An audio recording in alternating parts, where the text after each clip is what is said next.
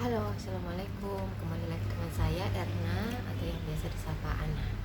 Kali ini saya akan mencoba mengajak kalian untuk melihat tulisan saya yang ada di HP. Sebenarnya saya dulu itu memang dari dulu itu sudah aktif sekali, bukan di HP maksudnya. Sebenarnya sejak dari dulu saya sudah aktif sekali untuk menulis di Facebook. Nah, sosmed ini saya pergunakan untuk memberikan peninggalan ketika saya nanti misalnya berpulang, orang itu masih bisa mengenal saya lewat tulisan, dan tulisan yang saya tinggalkan adalah tulisan-tulisan yang bagus. Itu maksudnya. Bapak anak, kali ini saya akan mengulik memori atau kenangan yang pernah saya tulis di Facebook. Jadi ceritanya, saya sedang melihat-lihat Facebook dan saya klik tombol kenangan. Di situ nanti pada tanggal ini 1 November itu tampil banyak sekali tulisan yang pernah saya tulis di Facebook. Itu sebenarnya Facebook ini membantu dalam melihat apa yang pernah kita alami atau juga apa yang pernah kita tulis atau emosi apa yang pernah kita alami di tanggal tersebut. Jadi ini saya pada waktu itu saya men-share cerita tentang respon orang tua ketika mengetahui nilai buruk dari sang anak. Apakah itu responnya marah atau responnya justru memberi apresiasi atas semangat belajarnya sang anak, walaupun mungkin nilainya belum bisa dikategorikan bagus lah. Ini saya men-share Facebook dari Ibu Devianti ini tuh.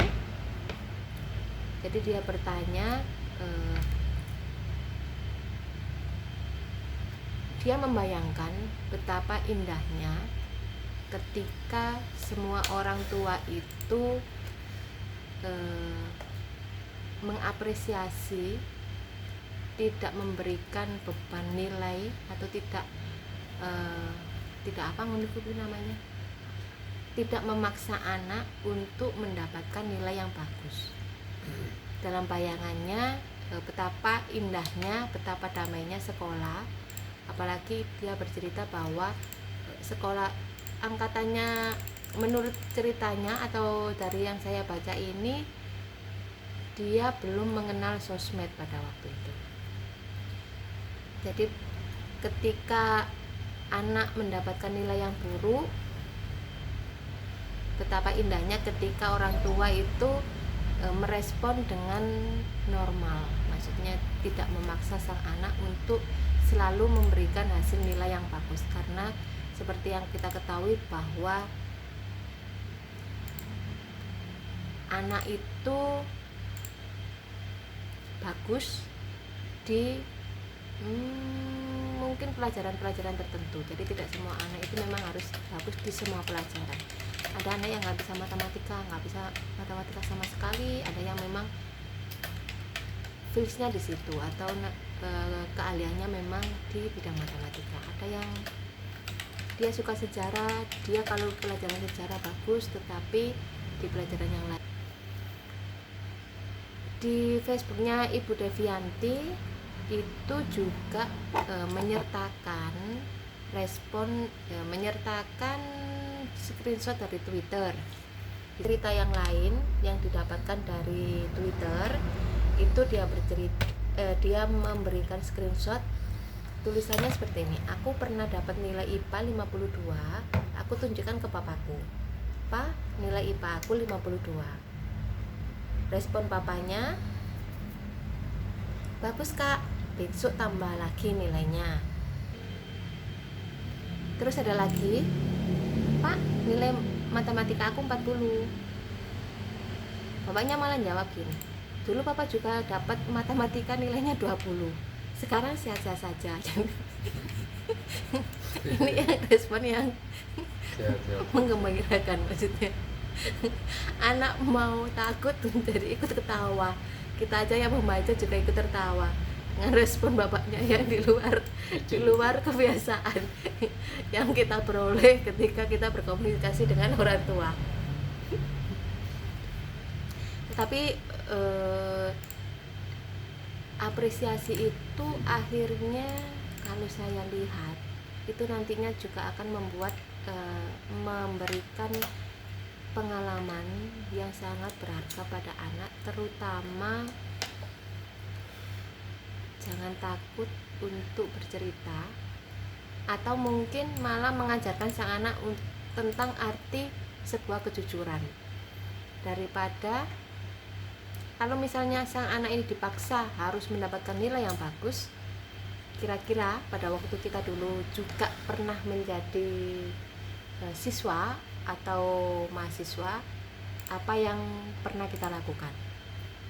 Bisa jadi kita mencontoh orang lain, bisa jadi kita membuat kerpean, dalam hal ini mencatat atau menyalin mata pelajaran dengan tulisan yang sangat kecil, dan akhirnya kita tidak jujur terhadap diri sendiri. Bahkan kayak karena kita mengejar nilai yang bagus tersebut, karena orang tuanya menginginkan bahwa anaknya itu harus mendapatkan nilai yang bagus. Dari situ sang anak ini ternyata lega banget bahwa respon papanya itu luar biasa. Padahal awalnya itu dia takut bercerita, bakal dimarahin sama papanya. Mungkin juga dia teringat sama cerita dari teman-temannya yang lain ketika dia menceritakan kasus yang sama, ternyata di apa itu namanya diberi sanksi atau dihukum atau bahkan dimarahin dengan kata-kata yang gak enak sama orang tuanya. Jadi ketika orang tuanya merespon hal-hal yang di luar persepsinya, dia itu senang sekali. Nah, sekarang saya bercerita tentang kasus saya sendiri. Sebenarnya saya lulus dari SMA itu angkatan 99 dan baru masuk kuliah itu tahun 2000 maksudnya. Ketika masuk kuliah itu kebetulan kakak tertua saya itu adalah jurusan teknik kimia. Maka kakak saya yang pertama itu tadi memberi masukan kepada bapak saya untuk memasukkan saya ke jurusan teknik kimia. Akhirnya saya masuklah ke jurusan teknik kimia. Padahal dulunya selain teknik kimia saya juga memilih farmasi, tetapi saya lebih diterima tetapi pada waktu itu saya diterima di jurusan yang teknik kimia.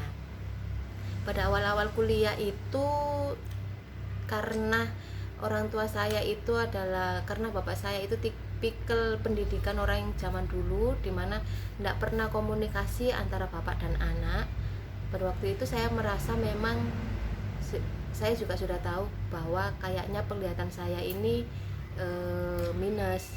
Jadi saya itu tidak pernah cerita bahwa saya itu minus. Ternyata sampai semester 2 saya itu kesusahan untuk menerima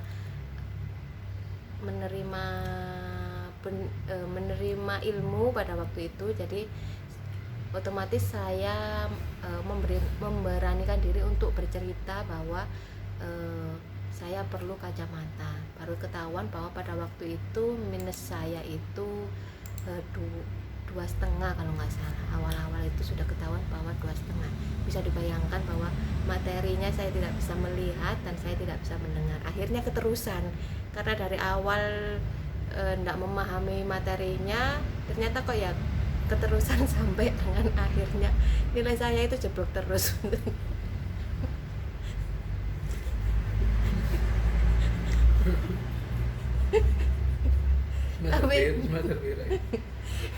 Itu di semester 4 itu baru otomatis saya ngerasa butuh kacamata itu mulai semester berapa ya pada waktu itu, mulai semester 3, karena saya kok enggak pernah paham ya Mbak sama pelajaran aja nih Kak Isa nyalano kacamata. Sama pelajaran yang saya terima gitu maksudnya. Padahal dulu pada waktu SMA itu saya juga termasuk anak yang istilahnya nggak bodoh-bodoh amat lah. Ternyata saya kuliah itu ya Allah Alasan. susah sekali.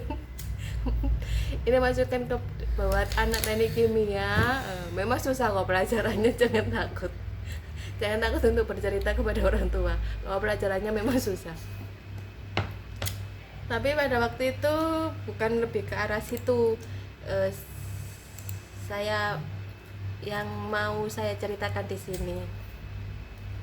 Jadi ketika saya bercerita bahwa saya butuh kacamata, akhirnya dibelikan kacamata. Tetapi setelah dibelikan kacamata, saya juga masih tidak mudah dalam menerima materi teknik kimia tersebut.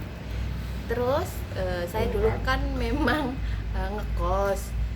Rumah saya di daerah jarak antara rumah dengan tempat kuliah itu kurang lebih 2 jam, 1,5 jam perjalanan. Pada waktu itu naik angkut seneng sih rasanya, dan hampir setiap 2 hari sekali atau 3 hari sekali itu saya pulang karena tidak kerasan di tempat kos. Akhirnya kalau tidak pulang 2 hari 3 hari kalau nggak pulang, saya itu ditelepon sama ibu saya. Pada waktu itu tidak ada yang namanya HP. Orang punya HP itu adalah hanya khusus orang-orang kaya. Tempat saya kuliah dulu itu tempatnya orang-orang kaya belajar. Tetapi pada waktu itu juga masih belum banyak orang yang membawa HP. Wah, jadi saya mengalami proses dari yang enggak ada sosial media atau enggak punya HP sampai sekarang HP itu luar biasa perkembangannya. Lanjut ke cerita yang tadi, ketika saya diantarkan bapak untuk kembali ke tempat kos, di mobil bapak tanya, pada waktu itu tahun 2022 kalau nggak salah, saya semester 4 pokoknya. Bapak tanya kepada saya, gimana kuliahnya? Hancur. Mboten nopo-nopo Pak, saya jawab gitu, karena kan memang kita tidak pernah komunikasi. Saya dengan bapak itu tidak pernah komunikasi. Tapi kok ya pada waktu itu dilala bapak itu bilangnya seperti ini, nek memang gak kuat, Ana bisa milih kuliah di jurusan manapun, di tempat kuliah dimanapun, karena bapak paham jurusannya Ana ini adalah jurusan yang susah, lebih susah dibandingkan jurusannya Mas Awan. Jadi saya punya kakak atau punya saudara yang ngambil jurusan kedokteran, kebetulan diterima di kedokteran UI. Jadi pada waktu itu bapak bercerita bahwa jurusan saya memang jurusan yang sangat susah menurut kacamata bapak, dan memang susah menurut saya. Lanjut, habis itu ketika bapak bilang seperti itu, wah saya membayangkan bahwa di lain pihak ada teman saya itu yang ingin pindah jurusan tetapi tidak berani bilang sama orang tuanya, bahkan dipaksa untuk sampai menyelesaikan pendidikannya sampai akhir. Bagaimana dengan kondisi saya ketika saya dibilang seperti itu? Saya karena memang tidak berani ya bilangnya, ya mungkin gitu toh, nggih Pak, tapi tak apa-apa, tapi mboten nopo-nopo kok. Maksudnya ya saya baik-baik saja walaupun dengan nilai yang berdarah-darah. Ketika itu sama sekali bapak tidak pernah tanya, atau sama sekali bapak tidak pernah melihat nilai saya, tetapi bapak bisa memahami saya hanya dengan melihat gestur tubuh saya, atau mungkin karena hampir setiap malam bapak itu tidak pernah tidur, tirakat terus. Kayak yang pernah. Bapak itu nggak pernah tidur, jadi baru tidur itu setelah selesai setelah jam 4 atau habis subuh. Jadi bapak itu tirakatnya memang kuat sekali, baik tirakat puasa dan tirakat melek. itu kuat sekali. Nggak tahu ketika saya mencoba menerapkan hal itu, memang saya eh, maksudnya merasa ya, ini bukan penilaian orang juga beda. Saya merasa bahwa saya punya kemampuan untuk ikut merasakan penderitaan orang lain gitu. Jadi pada waktu itu bapak itu tidak pernah tanya. Jadi saya kekuatan merasakan kebahagiaan orang lain. Enak, menurut penderitaan Oh iya, enak. diralat ya. Lebih bisa merasakan kebahagiaan orang lain. Jadi makanya bisa jadi seperti itu ya. Makanya bapak pada waktu itu tidak pernah marah. Merasakan penderitaan ya Kak. Nah ya, makanya pada waktu itu bapak itu tidak pernah marah sama saya, walaupun nilai saya jelek, walaupun pada waktu itu sudah habis uang yang banyak untuk mengkuliahkan saya di tempat itu, tetapi sama sekali bapak tidak pernah marah. Betul-betul. Jadi lebih bisa menginginkan respon bahagia orang lain gitu ya, lebih tepatnya ya. Jadi tidak pernah saya sama bapak itu tidak pernah komunikasi selama ibu masih ada. Jadi ibu itu berpulang di tahun 2006 pada waktu itu saya mau wisuda. Jadi di bulan Februari 2026 ibu saya berpulang. Sejak ibu saya berpulang itu saya baru dekat dengan bapak. Nah, kembali ke cerita bahwa penting nggak sih nilai baik atau buruk itu, mungkin bagi kebanyakan orang itu memang menjadi keharusan, menjadi penting. Tetapi dari bapak saya belajar bahwa bapak menerima saya berdasarkan keunikan saya sendiri. Bapak mungkin juga bapak sudah melihat bahwa oh ternyata anak itu pasnya di sini, oh anak itu ternyata pasnya di sini. Jadi nggak pernah memarahi saya, tidak pernah mencubit saya, juga tidak pernah membentak saya. Jadi, alhamdulillah sekali dianugerahi orang tua yang seperti itu maksudnya. Tapi itu juga jarak saya dengan bapak itu juga cukup jauh ya, sekitar 42 tahun. Jadi saya anak terakhir, bapak itu kelahiran tahun 30-an akhir, saya kelahiran tahun awal 80. Jaraknya sangat jauh sekali.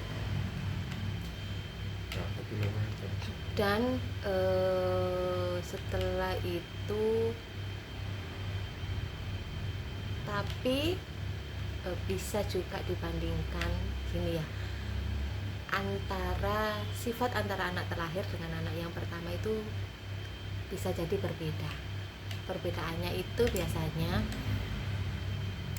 juga dipengaruhi oleh proses kehidupan orang tuanya. Mungkin pada waktu anak pertama karena memang masih berproses berproses terutama tentang ekonomi. Kakak saya yang pertama itu keras, tetapi hatinya lembut sekali. Jadi keluarga saya itu hatinya lembut-lembut walaupun terlihat sangat keras. Kakak saya yang pertama keras, sampai ke saya itu lebih bisa lembut kepada orang, tetapi sebenarnya hati saya itu keras sekali. Jadi kebalikan dari kakak saya ini hanya tertolong wajah yang lembut, tapi aslinya orangnya keras sekali. Katanya orang-orang sih begitu. Enggak. Tetap saya melihat bahwa apapun yang saya perbuat itu nanti akan ada pertanggungjawabannya. Jadi saya enggak berani, karena nanti saya enggak mau pada waktu saya meninggal saya masih ada penyesalan, oh ternyata saya dulu pernah jahat kepada orang itu, dan saya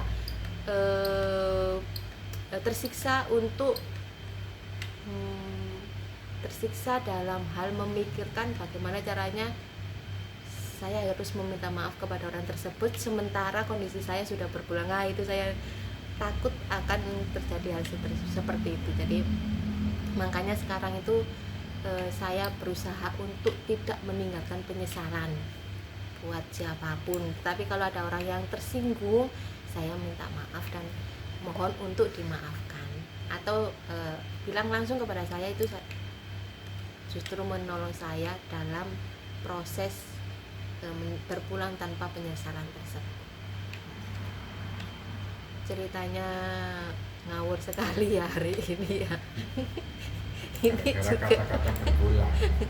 ini juga karena apa itu namanya, supaya ndak bosen tiap hari dikasih informasi yang berat-berat. Jadi saya coba ketika jadi orang tua, jadilah orang tua yang bijak.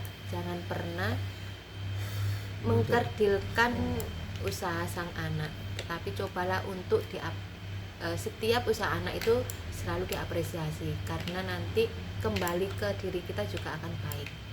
Ketika anak tumbuh tanpa ada